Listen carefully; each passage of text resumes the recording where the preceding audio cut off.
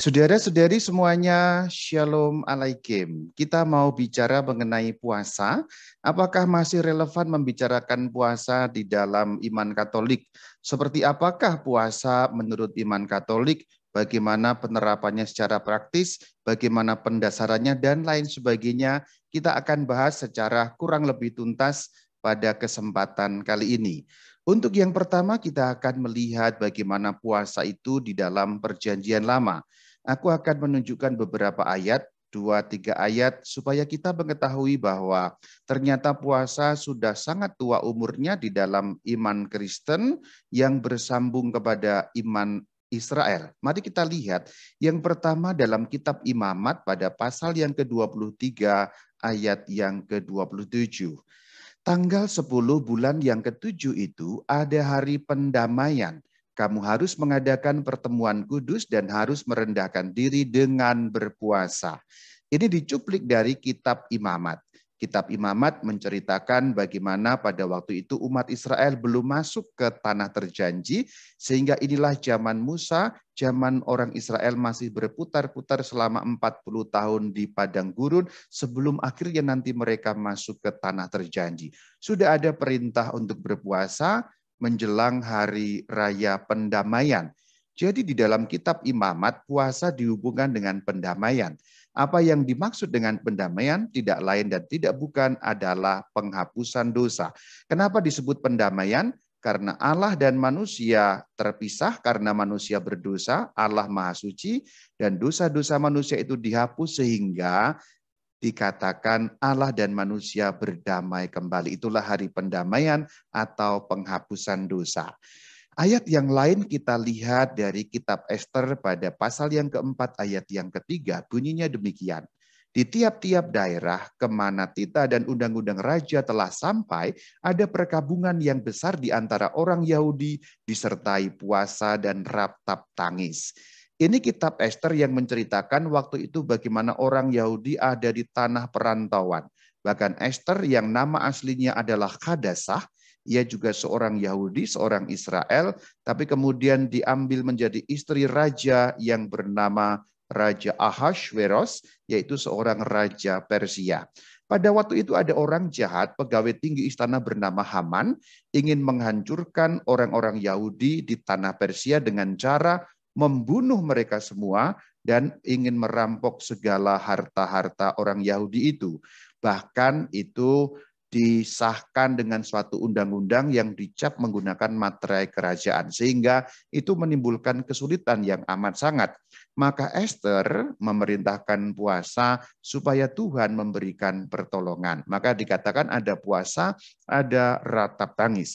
Jadi di sana puasa dihubungkan dengan perkabungan karena mengalami sesuatu yang buruk, mengalami sesuatu penderitaan. Maka puasa dihubungkan dengan permohonan bantuan dari Allah, suatu daya rohani. Orang manusia, bangsa Israel konteks waktu itu mengalami kesulitan yang amat sangat sehingga memohonkan daya rohani, permohonan kepada Tuhan supaya Tuhan membantu mereka. Itu mirip juga dengan kitab Daniel yang tercantum dalam Daniel 9 ayat yang ketiga. Lalu aku, maksudnya Daniel, mengarahkan mukaku kepada Tuhan Allah untuk berdoa dan memohon sambil berpuasa dan mengenakan kain kabung serta abu. Daniel juga ada di tanah pembuangan, yaitu di Babilonia. Maka ada kesulitan ketika mereka ada di tanah pembuangan dan puasa dihubungkan dengan permohonan bantuan kepada Allah, satu daya-daya rohani. Ada banyak ayat-ayat lain dalam Perjanjian Lama. Ini hanya kucuplik beberapa contoh supaya kita tahu bahwa ada kesinambungan dari zaman Perjanjian Lama bahkan sampai zaman Musa ketika orang Israel baru saja keluar dari tanah Mesir. Sekarang kita maju kepada Perjanjian Baru. Ini akan sedikit lebih banyak kusampaikan karena juga terkait dengan para rasul, terutama terkait dengan junjungan kita baginda Yesus. Kita lihat Matius 4 ayat yang kedua. Setelah berpuasa 40 hari dan 40 malam, akhirnya laparlah Yesus. Jadi kita tahu bahwa ternyata Sang Kristus sendiri juga melakukan puasa, bahkan dikatakan 40 hari 40 malam. Bagaimana caranya beliau berpuasa? Sungguh-sungguh tidak makan dan tidak minum selama 40 hari 40 malam itu. Jadi itu betul-betul puasa yang lamanya 40 hari 40 malam, bukan puasa harian sebagaimana yang sering terjadi pada masa-masa sekarang. Puasa harian berarti berbuka 1 kali 1 hari, itu yang disebut puasa harian. Tapi Tuhan Yesus ekstrim sekali 40 hari 40 malam lamanya. Kemudian ketika Sang Kristus sudah punya murid-murid, ada teguran mengenai puasa. Kita lihat dalam Matius 6 ayat 16, 17, 18. Oh, bukan teguran, tapi ini ada anjuran atau ada perintah atau ada aturan mengenai puasa. Apabila kamu berpuasa, janganlah muram mukamu seperti orang munafik. Minyakilah kepalamu dan cucilah mukamu, supaya jangan dilihat oleh orang lain maksudnya, melainkan hanya oleh Bapamu yang di surga atau yang di tempat yang tersembunyi. Jadi itu suatu petunjuk bagaimana puasa harus dilakukan, yaitu secara tersembunyi.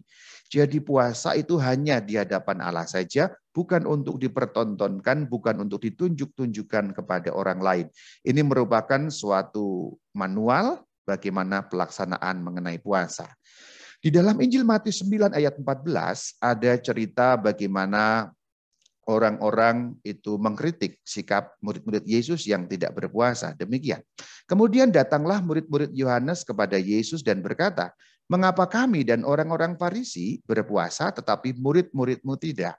Dan nanti ada jawaban dari Tuhan Yesus yang menunjukkan bahwa puasa memang dilakukan tapi ada saat-saat tertentu yang penting. Sehingga tidak setiap kali berpuasa. Maka berpuasanya orang Farisi dan murid-murid Yohanes nanti akan berbeda dengan waktu berpuasanya murid-murid Yesus karena saat-saat yang dianggap penting pun berbeda-beda. Jadi puasa dihubungkan dengan saat-saat yang penting. Dan itu tampak sekali di dalam Kisah Rasul pada pasal ke-13 ayat 2 sampai ayat 3. Ketika mereka beribadah kepada Tuhan dan berpuasa, ada kata berpuasa, berkatalah Roh Kudus, khususkanlah Barnabas dan Saulus bagiku. Lalu mereka berpuasa dan berdoa. Di sini ada perintah dari Roh Kudus bahwa Barnabas dan Saulus dikhususkan untuk apa? Untuk mewartakan Injil kepada orang-orang pagan, yaitu orang-orang kafir. Berarti mereka harus beranjak dari mewartakan Injil kepada orang-orang Yahudi, kemudian khusus mereka akan menjelajah banyak kota, banyak desa, banyak tempat-tempat untuk mewartakan Injil kepada orang-orang Yunani, orang-orang Roma, pendek kata kepada orang-orang non-Yahudi. Itulah yang dimaksudkan dikhususkan. Berarti ini saat yang penting, saat yang menentukan, saat perutusan yang baru, titik awal bagi Barnabas dan Saulus. Maka dikatakan mereka berpuasa dan berdoa menjelang waktu-waktu yang penting untuk melaksanakan kekhususan utusan bagi Barnabas dan Saulus itu. Kita juga bisa melihat bagaimana saat-saat yang penting itu juga muncul lagi dalam Kisah Rasul 14 ayat 23. Di tiap-tiap jemaat, rasul-rasul itu menetapkan penatua-penatua bagi jemaat itu, dan setelah berdoa dan berpuasa, mereka menyerahkan penatua-penatua itu kepada Tuhan. Catatan sedikit, yang diterjemahkan penatua bunyi aslinya presbiter. Maksudnya adalah pastor, romo, rama seperti saya ini. Dan pada waktu itu harus diangkat para pastor, para presbiter, karena apa? Rasul-rasul pindah, sehingga mereka dapat terus melangsungkan pewartaan Injil, tapi jemaat-jemaat yang sudah didirikan kemudian tidak menjadi terbengkelai, tetapi ada presbiter-presbiter untuk mengajar, untuk mempersembahkan sakramen-sakramen yang diangkat oleh para rasul. Berarti ini saat yang penting juga. Jadi ada hubungan saat-saat yang penting dengan berpuasa. Itulah kenapa sebelum menetapkan penatua-penatua atau para presbiter atau para romo itu, para rasul dan mereka semua berdoa dan berpuasa. Itu saat-saat yang penting karena para rasul akan mengangkat orang-orang sebagai gembala bagi jemaat-jemaat setempat. Kita juga dapat lihat di dalam 2 Korintus pada pasal yang ke-11 ayat 27, Rasul Paulus mengatakan demikian. Aku banyak berjerih lelah dan bekerja berat. Kerap kali aku tidak tidur. Perhatikan luar biasa penderitaannya. Kerap kali, sering berarti ya. Aku lapar dan dahaga. Kerap kali berarti juga sering.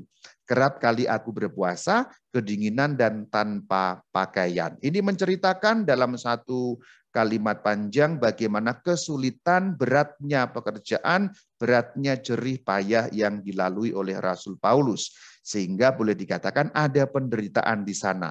tanpa pakaian, kedinginan harus berpuasa. Kita ingat bahwa Rasul Paulus sudah masuk ke wilayah Eropa. Kita tahu wilayah Eropa tidak seperti wilayah kita yang tropis, yang enak-enak saja. Maka kedinginan bisa mematikan di sana. Maka dikatakan kedinginan tanpa pakaian apalagi. Kalau tidak ada mantel pada zaman itu sangat luar biasa penderitaannya. Itu ditambah lagi dengan berpuasa. Jadi di situ puasa merupakan bagian dari penderitaan yang perlu diterima sebagai salib.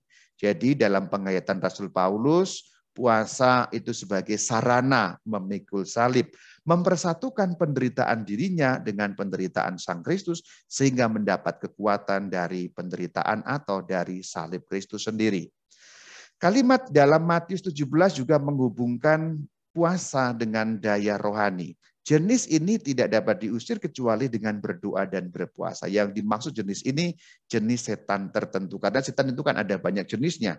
Tuhan mengatakan yang ini harus pakai puasa. Apa artinya? Permohonan bantuan yang lebih besar lagi dari Allah, suatu daya rohani supaya dapat mengenyahkan jenis dari setan tertentu yang hanya dapat diusir dengan puasa supaya mendatangkan daya rohani. Itu beberapa ayat dan masih ada banyak ayat yang lain di dalam Perjanjian Baru. Saya hanya memperlihatkan supaya kita lihat dari Perjanjian Lama nyambung ke Perjanjian Baru. Tuhan Yesus kemudian para rasul juga telah melakukan puasa sebagaimana sudah menjadi kebiasaan sejak dari zaman Musa, tercantum dalam kitab Imamat tadi. Yuk sekarang kita lihat bagaimana puasa dilihat sebagai olah rohani yang sudah biasa sejak zaman Perjanjian Lama sampai pada zaman Tuhan Yesus. Dan itu menjadi contoh bagi kita sesungguhnya. Tuhan Yesus berpuasa, para rasul berpuasa, maka gereja juga menetapkan aturan-aturan mengenai puasa. Kita umatnya juga sesungguhnya amat sangat didorong untuk melakukan puasa ini. Tetapi seperti apa sih konsep dasar puasa itu? Aku bukan hanya soal akan menjelaskan bagaimana aturannya ya, karena puasanya ternyata berbeda-beda. Puasanya Tuhan Yesus berbeda dengan puasanya yang kitab Imamat, yaitu Musa dan orang Israel. Berbeda dengan puasanya Daniel, berbeda dengan puasanya Esther. Jadi aturan mengenai puasa sesungguhnya tidak sama dan tidak seragam. Ada yang puasa setiap hari, ada yang puasa harian, ada yang puasa 40 hari, ada yang puasa 3 hari, seperti contoh dalam Esther, ada yang puasa 7 hari, dan berbeda-beda. Maka dalam pembicaraan puasa menurut Katolik ini tidak hanya akan kusampaikan puasa itu gini loh, caranya begini, aturannya begini. Tidak hanya seperti itu. Kalau hanya seperti itu teknis, kita tidak akan bergerak lebih dalam mengenai makna puasa menurut iman Katolik. Yuk kita lihat bagaimana puasa dalam kacamata perspektif Katolik. Kita akan membuka dari Katekismus Gereja Katolik pada nomor ke-538.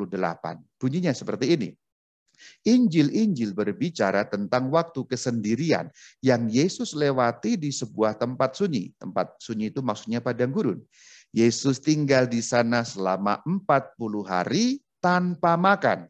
Kalimat atau kata tanpa makan itu berarti puasa. Lanjutannya, Yesus menampik, berarti menolak serangan-serangan ini yang dimaksudnya serangan setan atau godaan setan. Dan setan mundur dari hadapannya supaya kembali lagi pada waktunya. Lukas 4 ayat yang ke-17. Saudara-saudari, puasa yang dilakukan oleh Tuhan Yesus selama 40 hari itu dilakukan pada saat beliau belum memulai karya di depan publik. Kita tahu, menurut Injil Lukas, dalam pandangan umum Tuhan Yesus mulai mengajar di depan umum kira-kira dalam umur ke-30. Dan beberapa saat sebelum memulai karya itu, beliau berpuasa selama 40 hari. Jadi semacam persiapan yang panjang sebelum Sang Kristus melaksanakan tugas yang penting. Maka dikaitkan dengan bagian-bagian depan tadi, ada saat-saat penting ketika harus berpuasa, dan disinilah sebagai persiapan untuk berkarya di depan umum.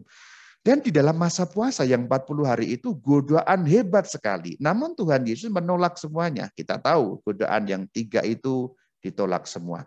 Maka di sini puasa terkait dengan penolakan terhadap godaan jahat. Ada kaitan yang erat.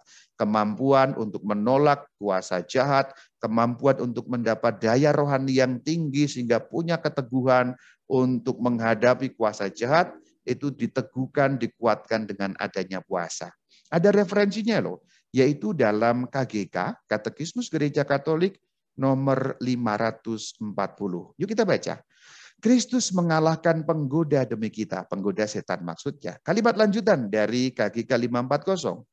Oleh masa puasa selama 40 hari setiap tahun, gereja mempersatukan diri dengan misteri Yesus di padang gurun. Perhatikan, masa puasa selama 40 hari. Di Indonesia, dalam bahasa Indonesia disebut sebagai Prapaskah, atau nama resminya dalam bahasa Latin Quadragesima.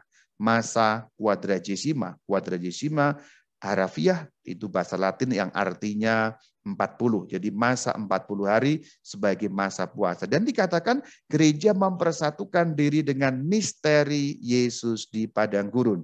Maka inilah makna pertama puasa menurut iman Katolik. Makna puasa yang pertama dalam iman Katolik, dalam perspektif Katolik adalah mempersatukan diri dengan misteri Yesus di padang gurun. Supaya apa?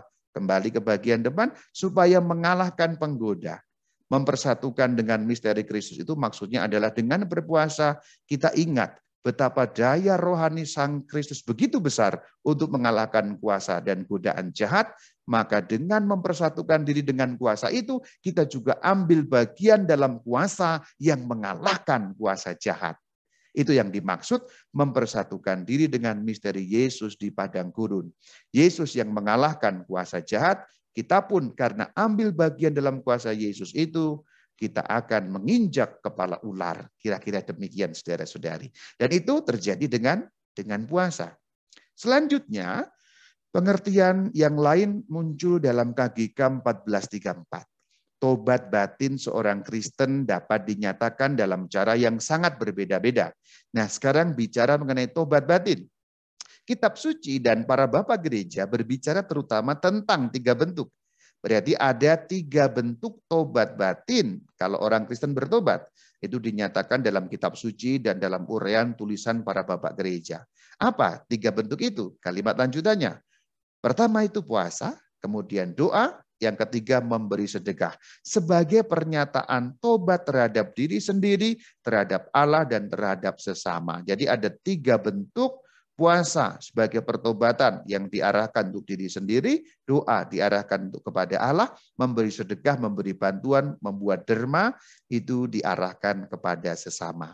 Jadi dari pengertian KGK 1434 ini kita sampai pada pengertian yang kedua, apa itu puasa di dalam perspektif Katolik, yaitu sebagai bentuk pertobatan batin seorang Kristen. Kalau kita bertobat, kalau kita mengalami pertobatan, maka bentuknya adalah puasa. Salah satu dari 3 tadi, karena ada 3 bentuk. Berarti contohnya kalau engkau baru saja melakukan dosa berat, yaitu dosa mortal. Dosa mortal berarti dosa yang mengantarkan engkau ke neraka.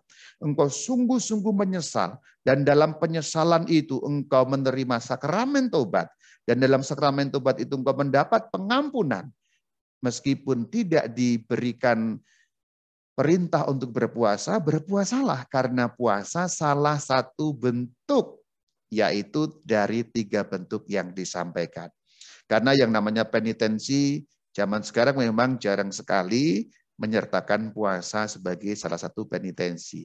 Tetapi kalau kita sudah mengetahui dari KGK 1434, ternyata puasa sebagai bentuk tobat batin seorang Kristen. Maka andai kata engkau baru saja mendapatkan anugerah pengampunan dari Tuhan, berpuasalah. Karena puasa bentuk pertobatan dari 3 bentuk yang lain. Bentuk yang lain tentu juga doa, berarti lebih rajin berdoa, lebih rajin ikut misa, lebih rajin ikut persekutuan doa. Memberi sedekah berarti lebih berguna, bermanfaat secara material kepada orang lain, itulah sedekah, memberikan bantuan, donasi, dan lain sebagainya. Salah satu yang ditekankan itu puasa. Disuruh atau tidak, ini bisa menjadi bentuk tobat dari seseorang yang baru saja menyesal dan mendapatkan pengampunan. Itulah makna yang kedua puasa dalam perspektif Gereja Katolik. Selanjutnya ada uraian lain di dalam KGK 1438 demikian. Masa dan hari pertobatan dalam tahun gereja. Masa puasa tiap hari Jumat sebagai kenangan akan kematian Tuhan adalah waktu pembinaan hidup pertobatan gereja. Selanjutnya, waktu-waktu ini sangat cocok terutama untuk retret, upacara tobat dan ziarah pertobatan, untuk pengorbanan secara sukarela, umpamanya puasa dan memberi sedekah. Jadi dari pengertian KGK 1438 ini kita sampai pada pengertian yang ketiga. Apa itu puasa dalam perspektif Katolik? Pembinaan hidup rohani. Itu sebagai sarana supaya hidup rohani kita dibina. Terutama pada masa puasa seperti ini. Cara puasanya bagaimana, Rama? Nah itu nanti dulu. Karena yang teknis seperti itu, seperti yang sudah aku kutip dari bagian depan, sebenarnya bentuk puasa itu macam-macam. Tidak ada satu macam bentuk. Memang bentuk yang paling umum adalah berpuasa berarti tidak makan, tidak minum selama 24 jam dan selama waktu 24 jam itu mengambil satu waktu untuk makan dan minum. Puasa dan pantang sebenarnya dua hal yang sama sekaligus sedikit berbeda. Puasa berarti menolak segala asupan, makan dan minum tidak masuk. Pantang sebenarnya menolak beberapa asupan yang dipilih. Kalau puasa semua asupan, semua makanan dan minuman ditolak sampai nanti saatnya berbuka puasa. Nah, kalau pantang itu yang ditolak hanya yang sudah dijanjikan. Misalnya pantang daging, sebenarnya puasa daging. Jadi puasa tetapi tidak seluruhnya, itulah pantang. Jadi pantang dan puasa selalu berkaitan sesungguhnya ya. Dan kalau pada zaman kuno memang umumnya kalau berpuasa 24 jam umumnya mengambil waktu pagi. Umumnya, tidak harus, tapi umumnya mengambil waktu pagi untuk berbuka puasa. Sampai sekarang kita masih bisa menelusuri dalam bahasa Inggris itu kalau untuk sarapan itu apa? Anda tahu ya? Breakfast ya. Break, fast. Fastingnya itu di break ya. Jadi berbuka puasa. Jadi sebenarnya kata breakfast itu masih mengacu pada zaman kuno, umumnya orang mengambil waktu pagi untuk menghentikan puasa dalam arti berbuka puasa. Tapi sebenarnya waktunya tidak harus pagi, orang bisa siang, orang bisa malam, dan tidak ada aturan seperti misalnya di agama sebelah yang kalau siangnya puasa malamnya tidak seperti itu. Untuk kita sebagai orang Katolik lebih 24 jam dan waktunya bisa ditentukan sendiri kapan akan berbuka puasa. Kita lanjutkan pada pembahasan 1438 ini, yaitu puasa sebagai pembinaan hidup rohani. Maka yang paling penting pembinaan hidup rohani ini. Bentuknya puasa bagaimana itu bukan hal yang terpenting karena bukan soal lapar dan hausnya yang paling penting, tapi bagaimana hidup rohani kita dapat dibina. Selanjutnya, arti yang keempat dapat kita kupas dari KGK 2043 yang bunyinya demikian. Perintah kelima dari perintah gereja maksudnya, engkau harus menaati hari puasa wajib, membantu agar memenangkan kekuasaan atas hawa nafsu dan memperoleh kebebasan hati. Nah, dari KGK 2043 ini kita mendapatkan perspektif bahwa puasa itu menang atas hawa nafsu dan memperoleh kebebasan hati. Berarti kita tidak dikuasai oleh hawa nafsu kita. Hawa nafsu kan inginnya dipuaskan terus. Nafsu makan dalam hal berpuasa ini inginnya kan dipuaskan, tapi ini kita bisa menang, mengendalikan dan memperoleh kebebasan hati. Maksudnya kita bisa dengan bebas mengarahkan hati kita untuk berbuat sesuai dengan diri yang terkendali. Nah, diri yang terkendali itu penting sekali, sebab apa? Puasa Katolik nanti arahnya ke sana. Sebagai ulangan sebentar, 4 makna puasa tadi sebagai puasa Katolik adalah seperti ini. Puasa Katolik itu yang pertama sebagai partisipasi dalam misteri Yesus di padang gurun. Yang kedua sebagai bentuk tobat seorang Kristen. Yang ketiga pembinaan hidup rohani. Dan yang keempat kemenangan atas hawa nafsu demi kebebasan hati. Itulah perspektif Katolik mengenai puasa. Sekali lagi, bentuknya tidak ada ketentuan yang harus begini, harus begitu, tapi dasarnya ini yang paling penting, tujuannya ini yang paling penting. Sebab kalau kita lupa pada tujuannya, puasa hanya merupakan penyiksaan diri. Dan sesungguhnya puasa bukan penyiksaan diri, tetapi pembinaan hidup rohani. Selanjutnya, ini lebih akan praktis, yaitu relevansi puasa itu seperti apa. Kita sudah lihat konsep dasarnya puasa Katolik seperti apa. Yuk sekarang kita lihat relevansinya. Masih nggak relevan untuk zaman sekarang? Kita lihat. Yang akan aku jadikan titik tolak pembicaraan kita adalah kalimat ini yang sudah kita bahas sebagai makna yang keempat dalam perspektif Katolik tadi. Puasa berarti menang atas hawa nafsu demi memperoleh kebebasan hati. Kalau demikian, menang atas hawa nafsu berarti menguasai diri, mengendalikan diri. Pengendalian diri atau penguasaan diri menjadi kata kunci penting dalam puasa. Maka, apa sih tujuan puasa? Penguasaan diri. Nah, ini dia. Relevansi puasa adalah dengan berpuasa orang akan bisa sampai pada penguasaan diri. Tapi tidak berhenti pada penguasaan diri. Penguasaan diri akan membuat orang bisa taat kepada Allah. Maka urutannya demikian. Kalau kamu berpuasa, kamu akan lebih mudah menguasai dirimu. Menguasai diri berarti mengendalikan hawa nafsumu, menang atas hawa nafsumu. Kamu berkendali, punya kendali atas dirimu sendiri, tidak diperbudak oleh segala hawa nafsu yang bergejolak di dalam diri kita. Puasa itu penguasaan diri. Dan orang yang bisa menguasai dirinya lebih mudah taat kepada Allah, bukan? Inilah relevansi puasa pada masa sekarang. Sekarang arahkan pandanganmu pada penguasaan diri. Yuk, sekarang kita lihat bahwa ternyata dunia modern kita menuntut kita punya penguasaan diri pada tingkat yang mahir. Lihat sekeliling. Kita hidup dalam dunia modern yang seperti ini, yang dahsyat sekali teknologinya, kulturnya, dan sebagainya, dan sebagainya.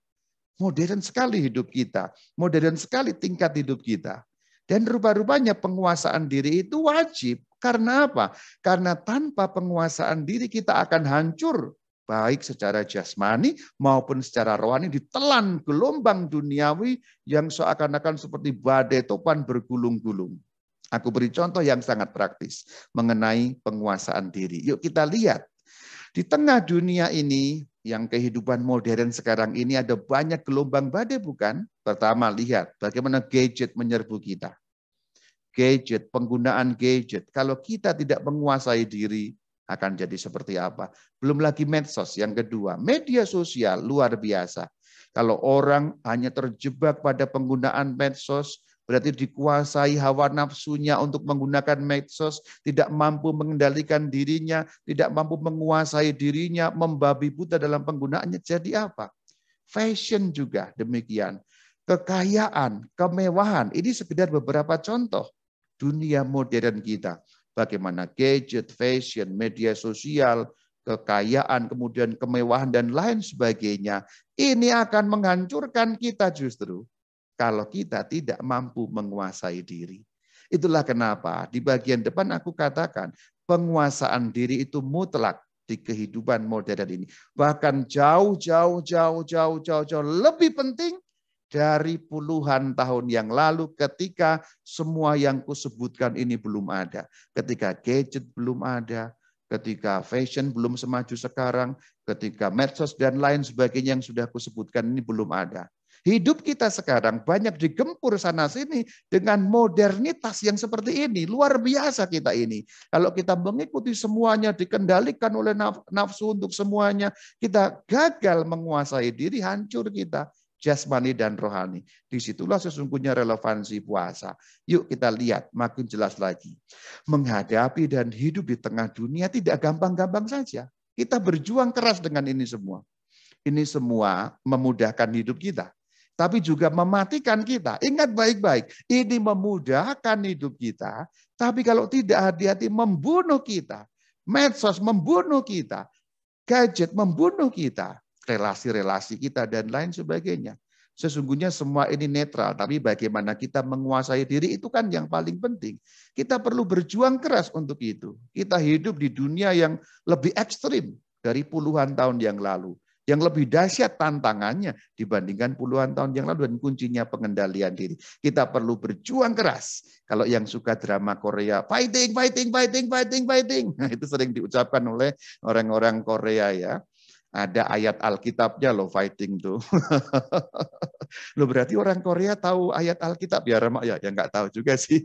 Tapi ini memang ucapan Sang Kristus ada dalam Lukas 13:24 mengenai berjuang. Berjuanglah untuk masuk melalui pintu yang sempit. Nah, pintu sempit kita harus berjuang. Ada rujukan lain dalam 2 Korintus 10 ayat yang ketiga. Memang kami masih hidup di dunia tetapi kami tidak berjuang secara duniawi. Ditegaskan juga oleh surat pertama Petrus pada pasal kedua ayat 11. Aku menasihati kamu supaya menjauhkan diri dari keinginan-keinginan daging yang berjuang melawan kita. Itu semua bagian depan tadi, keinginan-keinginan daging. Apakah harus ditolak semua? Bukan ditolak semua. Tetapi diri kita dikendalikan.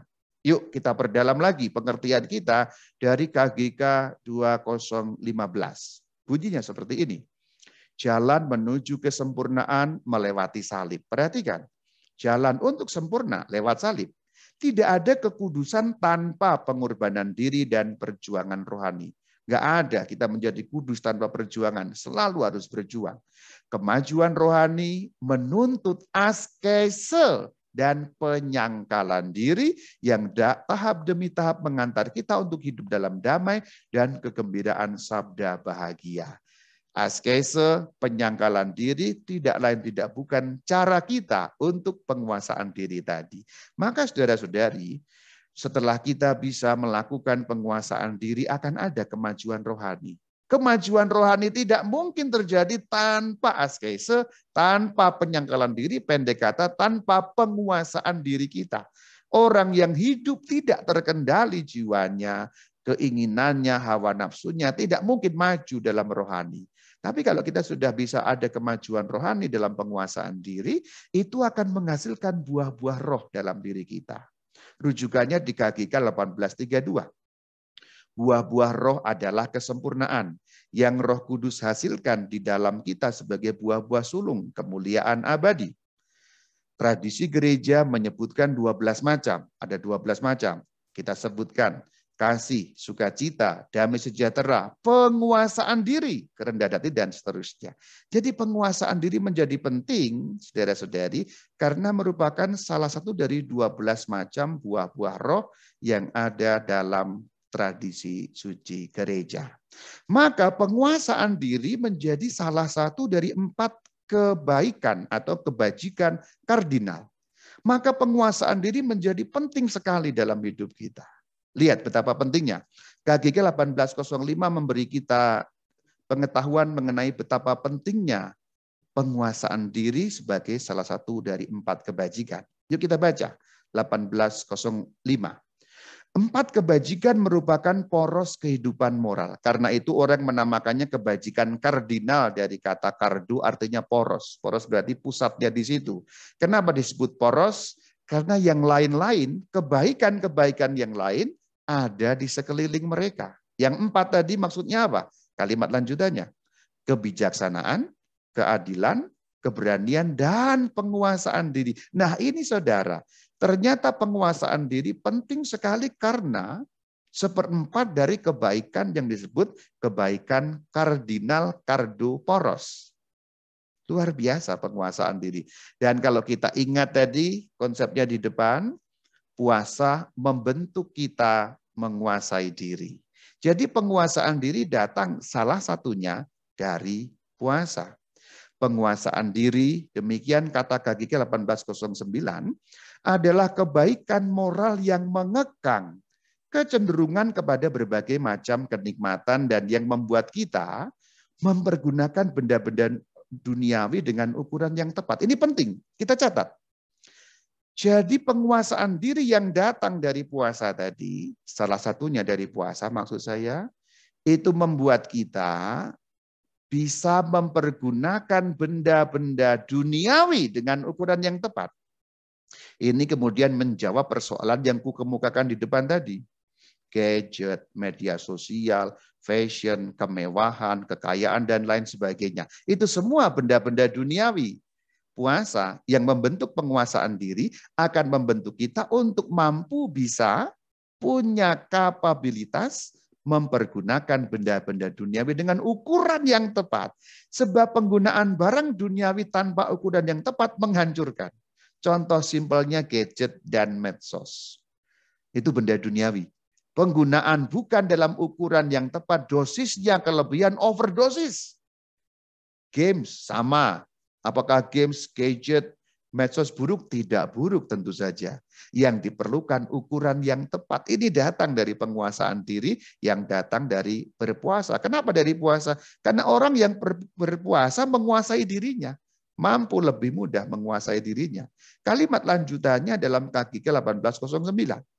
Ia menjamin penguasaan atas kehendak, atas kecenderungan, dan tidak membiarkan kecenderungan melampaui batas-batas yang patut dihormati. Sekali lagi, penguasaan diri membuat kita menggunakan benda-benda duniawi dengan tahu batas.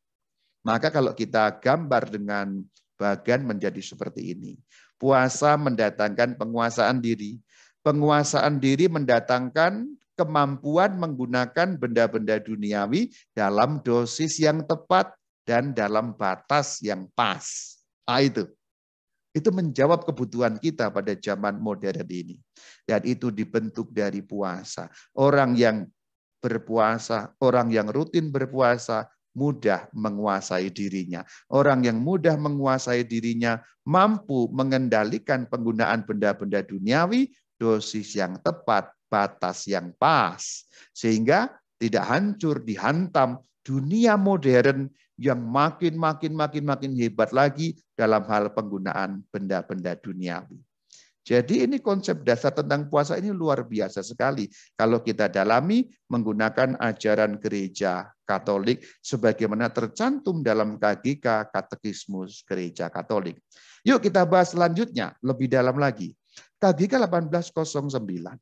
Manusia yang menguasai diri, nah perhatikan, manusia yang menguasai diri, manusia yang punya penguasaan diri, mengarahkan kehendak indrawinya kepada yang baik, mempertahankan kemampuan sehat untuk menilai dan berpegang pada kata-kata, jangan mengikuti setiap kecenderungan walaupun engkau mampu, dan jangan engkau mengikuti hawa nafsumu. Kutipan dari Putra Sirak 5 ayat 2. Jangan ikuti setiap keinginan meskipun engkau bisa. Nah itu kata-kata penting. Ini kata-kata Alkitab dari kitab Putra Sirak. Jangan ikuti setiap keinginan meskipun engkau mampu. Karena apa? Karena kita perlu menggunakan benda-benda duniawi dalam dosis yang tepat dan tahu batas. Tidak perlu jor-joran dengan segala macam. Kita kembali ke sini. Maka lihat betapa pentingnya puasa, penguasaan diri. Penguasaan diri mampu mengetahui penggunaan benda duniawi, dosis yang tepat dan tahu batas. Lihat kan manfaatnya dalam kehidupan modern yang serba material ini. Kita digempur kanan kiri dengan materialisme, penggunaan alat-alat semua yang fisik, yang jasmani, yang material. Dan puasa menjadi salah satu solusi melalui pembentukan penguasaan diri. Itu yang paling penting ada di sana. Sekarang kita akan lihat bagaimana untuk hidup spiritual gunanya. Yang disebutkan masih dalam kalimat lanjutannya KGK 1809. Hidup yang baik itu tidak lain dari mencintai Allah dengan segenap hati dan seterusnya dan seterusnya. Kalimat lanjutannya. Oleh penguasaan diri, diulang kembali bukan? Orang mencintai Allah dengan cinta sempurna dan tidak dapat digoyahkan oleh kemalangan apapun. Jadi penguasaan diri tidak menggoyahkan kita bahkan oleh penderitaan sekalipun. Maka di sini kita dapat melihat manfaat penguasaan diri yang datang dari puasa tadi akan membuat kita lebih taat kepada Allah. Lihat bukan? Bagaimana manfaat kehidupan spiritualnya. Sekarang kamu lihat bagaimana bagian yang saya buat mulai dari paling bawah dan dari kata puasa. Puasa membentuk kita sebagai manusia yang menguasai diri. Kalau kita mampu menguasai diri kita, kita menang atas hawa nafsu, berarti apa? Kita mampu menggunakan benda-benda duniawi dengan ukuran yang tepat dan tahu batas. Kalau ini terjadi, kita lebih mudah taat kepada Allah. Lihat bukan? Di bagian bawah kita melihat manfaat untuk kehidupan material kita. Untuk menghadapi dunia yang sangat material ini, puasa dan penguasaan diri sangat penting. apalagi untuk kehidupan spiritual. Orang yang mampu mempergunakan benda-benda duniawi dalam ukuran yang pas dan tahu batas, orang seperti itu lebih taat kepada Allah atau lebih mudah taat kepada Allah. Luar biasa bukan? Puasa dahsyat sekali. Kalimat lanjutan dalam KGK 2342 memperoleh pengendalian diri, penguasaan diri, satu tugas yang membutuhkan waktu, perlu latihan. Berarti terus. Dalam kehidupan tertentu ia menuntut suatu usaha khusus. Ada usaha khusus. Contoh waktu masa anak-anak, waktu masa muda. Itu tadi konsep mengenai puasa yang terkait dengan penguasaan diri, yang terkait dengan penggunaan benda duniawi dengan dosis yang pas dan tahu batas, sehingga kita lebih mudah taat kepada Allah. Sekarang yang sangat praktis, ini akan menjadi hal yang mungkin dapat Anda praktekkan dalam 3 bentuk. Ada 3 usaha. Karena KGK tadi kan menyebut dalam 2342 menyebut usaha khusus. Jadi aku mengajukan 3 bentuk usaha yang boleh kamu lakukan sebagai usaha untuk berpuasa. 1, puasa sebelum misa. 2, puasa Jumat. 3, puasa modern. Yang pertama, dikutip dari Kanon 919 paragraf yang pertama. Yang akan menerima Ekaristi Maha Kudus hendaknya berpantang dari segala macam makanan dan minuman selama waktu sekurang-kurangnya 1 jam sebelum komuni, terkecuali air semata-mata dan obat-obatan. Berarti berpantang dari segala macam makanan dan minuman artinya puasa. Seperti yang sudah aku jelaskan di awal. Berpantang semua berarti itu namanya puasa. Sekurang-kurangnya 1 jam. Ayo latihan sekurang-kurangnya 1 jam. Latihan berarti terus disadari ini penting sekali akan menerima tubuh Kristus. Ini bagian dari pembentukan puasa dan pengendalian diri. Kalau sudah 1 jam, besok tingkatkan 2 jam. Kalau bisa 3 jam atau seterusnya semampu Anda. Tentu ukuran waktunya bukan yang paling penting, tapi bagaimana itu membentuk rohani, membentuk badan kita, mempersiapkan jiwa kita juga untuk penerimaan tubuh Kristus, roti suci kehidupan abadi. Maka ini ayo dihidupkan kembali. Puasa sebelum misa, dulu diatur semalam suntuk, tapi sekarang dikatakan 1 jam. Tapi ingat, sekurang-kurangnya. Dikatakan sekurang-kurangnya itu berarti paling minim. Kamu bisa tambahkan. Tapi memang perlu disadari dengan sungguh. Ayo kembalikan puasa sebelum misa sebagai sarana penguasaan diri. Ini contoh saran praktis yang pertama. Yang kedua, yang dikutip dari Kanon 1251. Pantang makan daging atau makanan lain menurut ketentuan konferensi para uskup hendaknya dilakukan setiap hari Jumat sepanjang tahun. Perhatikan. Pantang daging berarti puasa daging, tapi dapat ditambahkan lain seperti contoh yang pertama, kamu bisa menambahkan dirimu. Tetapi ingat, harinya hari Jumat. Jadi puasa Jumat yuk dihidupkan kembali. Apapun bentuknya puasa. Kenapa kok Jumat? Mengingatkan pada sengsara Sang Kristus. Mikirnya gampang saja. Sang Kristus hari Jumat sengsara, aku juga mau ikut sengsara deh sedikit saja. Dan itu perlu sebagai suatu usaha. Ayo dikembalikan. Dan gereja sudah mengatur ini semua. Yang paling perlu adalah menggalinya kembali, menemukannya kembali, dan mempraktekannya kembali dengan sungguh-sungguh. Sungguh-sungguh itu perlu sekali. Seperti yang dikatakan dalam KGK 2342, menuntut satu usaha khusus. Tidak bisa sembarangan, tapi yang terprogram, yang sungguh-sungguh akan dapat kita laksanakan, bukan sambil lalu saja. Nomor 3, dikatakan puasa modern. Puasa modern berarti segala hal zaman modern ini, bisa itu medsos, bisa itu gadget, fashion, traveling, kemewahan, luxury, kekayaan, dan sebagainya. Pilih betul-betul dengan serius. Umpamanya puasa medsos jangka waktu tertentu, puasa gadget jangka waktu tertentu. Sebagai contoh, aku berhasil setiap tahun puasa medsos setiap kali Kamis Putih, Jumat Agung sampai malam Paskah. Setiap tahun sudah kira-kira 5 tahun kulaksanakan. Rebu Abu kemarin itu sudah 3 hari puasa gadget, puasa medsos, itu berhasil. Itu kalau orang sekarang itu yang sering mengistilahkan sebagai detox itu loh. Detox medsos, detox gadget. Biarkan ketenanganmu pulih kembali, biarkan hatimu menjadi damai kembali. Ini bentuk dari puasa juga. Dan kita perlu dengan sungguh-sungguh mengusahakan puasa modern ini. Ini yang saran ketiga yang praktis sekali dapat kau laksanakan, saudara-saudari. Epilog. Kita sudah lihat puasa membuat orang punya penguasaan diri. Penguasaan diri membuat orang bisa taat kepada Allah. Penguasaan diri penting sekali untuk zaman modern ini. Maka puasa sangat relevan karena manfaat modern untuk hal yang material, bahkan juga lebih jauh untuk spiritual kita karena akan mengarahkan kita pada ketaatan dengan Allah. Saya yakin Anda telah mengerti betapa relevannya puasa bagi kehidupan modern kita, jasmani maupun rohani. Dan jangan lupa, fighting. Berjuanglah melalui pintu yang sempit itu. Shalom Alaikum.